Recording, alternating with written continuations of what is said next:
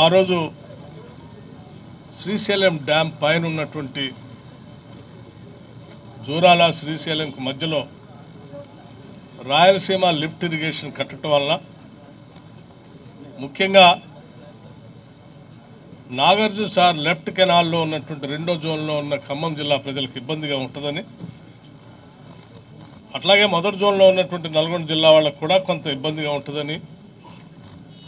పదే పదే వాస్తవ పరిస్థితుల్ని ఆనాటి కాంగ్రెస్ పార్టీ పెద్ద ఎత్తున ప్రజల సమక్షంలో మీడియా సంస్థల నాయకత్వంలో వారి మధ్యలో కూడా ప్రజెంటేషన్స్ ఇవ్వటం కూడా జరిగింది.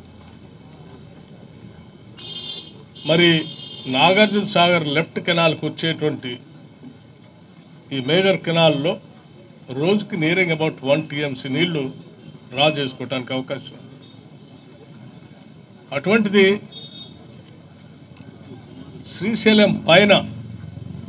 పర్ డే 11 TMC వాటర్ని డ్రా చేసుకునే కెపాసిటీతో